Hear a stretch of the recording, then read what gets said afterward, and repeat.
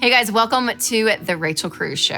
All right, back in the day, many moons ago, we did a segment called Ask Rachel. I'm taking a question from one of you. That's right, it's an Ask Rachel video blog. It's Ask Rachel Day. It's an Ask Rachel video blog. An Ask Rachel question is coming your way. I would answer all of your questions from social. You would usually use the hashtag Ask Rachel back in the day. And I'd go search through them, find some questions and answer them. And so we decided to bring it back to say, hey, let's answer some of your questions here on the show because I think it's so important. You guys probably do have a lot of questions when it comes to your money, and we can kind of dig in to your personal life, what's going on with you, and hopefully help all of you watching because usually most of these questions relate to most people. So let's go ahead and dive in. The first question is from Jamie, and she asks, we just got a $960 per person in Alaska for a permanent fund dividend. Any advice on how to spend that? Should certain percentage go to debt, savings, blow money, charity, ? Well, number one, when I wanted these questions, I was like, let's get some broad questions that everyone can relate to. So the question about $960 per person in Alaska for the permanent fund dividend, I was like, yeah, we don't get that in Tennessee. No. So I had to Google what that is. So apparently, if you are an Alaskan resident for a full calendar year, you get $960 per person, a check in the mail from the government, because they let companies come and drill and get oil on people's land, so they just give the money back to them, part of what they earn. Who knew? I had no clue. So I thought, well, it's a little specific to Jamie in Alaska that not everyone can relate to. But the answer to her question is actually the answer that I give to a lot of people when they ask, okay, what do I do with extra money?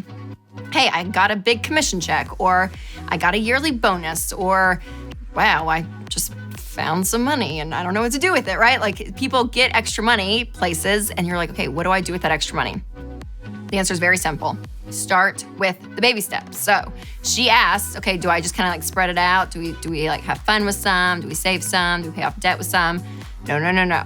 Go straight to your baby step. So if you've not started, let this be, well, it's pretty good for Jamie, $960. Let this be for baby step 1. If you don't have $1,000 saved, go and save that $1,000. Use any extra money you have coming in, start there.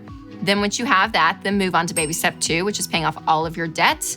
And so start paying it off. Throw any extra money you get. Again, especially around Christmas time, if people get like a Christmas bonus, or again, if you got a big commission check randomly, like whatever the case is, and you get a big check in and you have debt, throw it towards the debt. Baby step 3, 3 to 6 months of expenses. And then after that, I would say you can kind of like let your foot off the gas a little. And if you get some extra money, yeah, take some of it, go have fun with some of it. You can save some too if you want.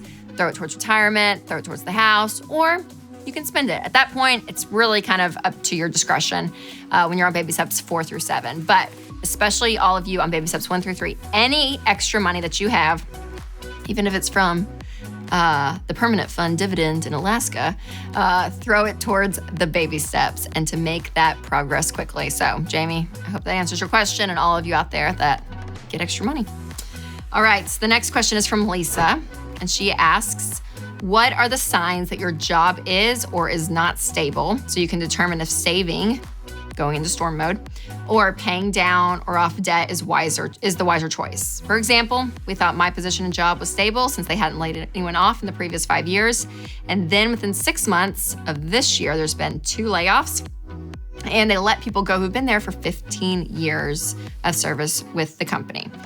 Okay, well, my first thing is, okay, if they're doing layoffs, like if you see people are getting laid off, thank you, coronavirus 2020, this is probably why it's happened. It didn't happen for 5 years at her company. It's happened in the last 6 months. I'm going to guess due to COVID-19.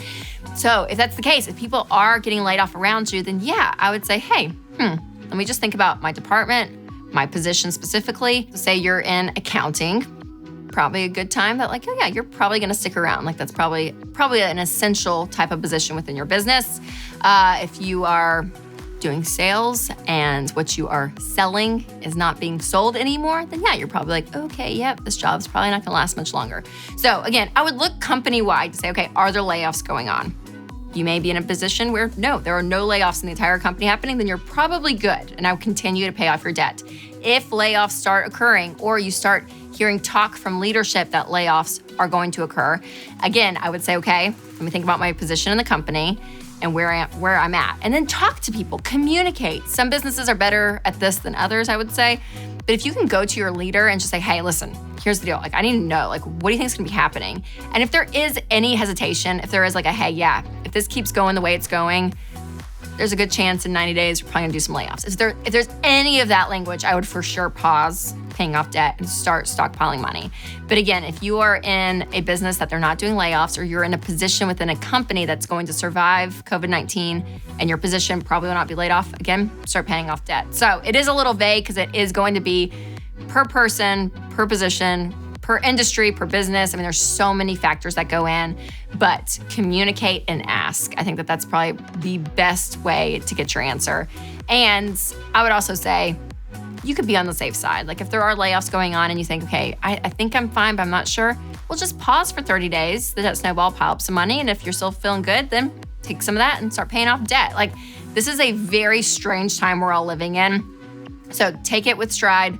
And I don't think that there's a wrong answer here necessarily, unless everyone around you is getting laid off and you're like, oh no, I'm fine, keep paying off debt. I'd probably be like, I'd pause and save up cash.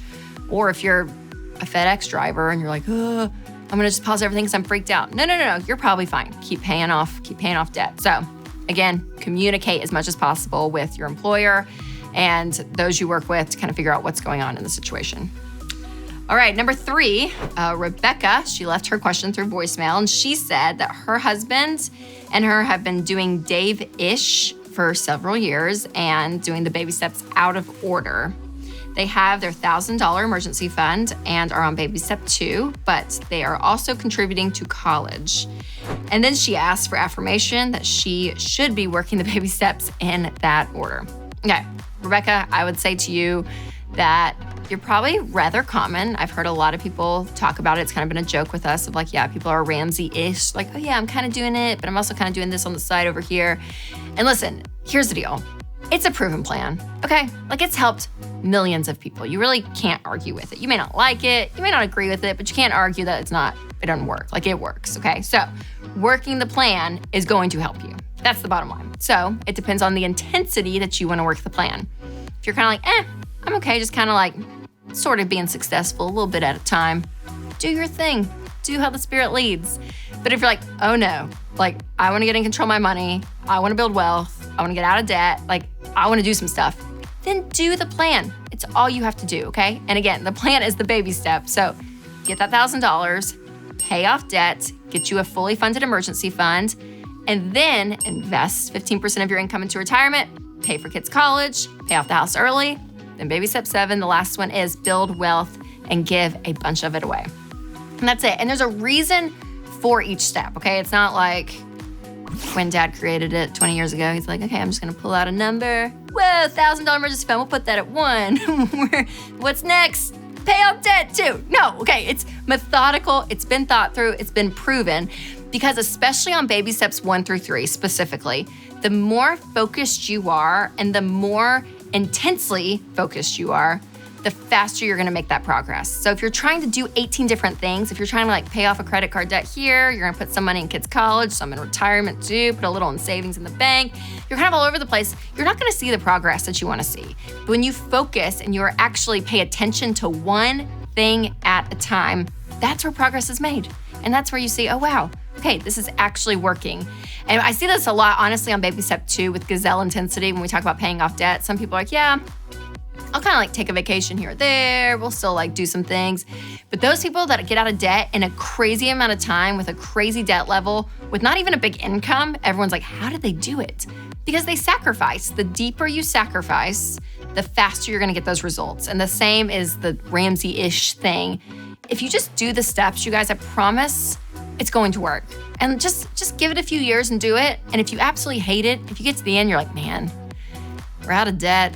We have a fully funded emergency fund, putting some money in retirement and kids' college. I hate this whole thing. You can go back to where you were a few years ago. Like no one's stopping you. You can still do that.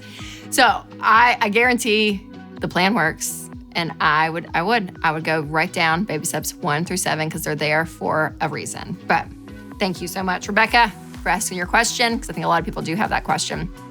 All right, this was such a fun video. I love this. I love being able to answer your questions. So you can ask me any question you want. And we're looking all the time on Twitter, on Instagram, on Facebook, my Facebook community, which you haven't joined yet. Make sure you do that because we're in there a lot looking at a lot of your questions. Anywhere that you want to post a question, you can. And we have the little voicemail that Rebecca called in too.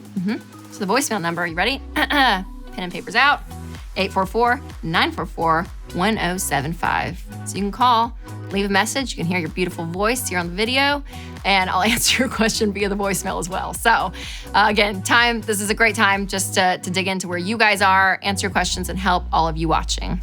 So remember to take control of your money and create a life you love.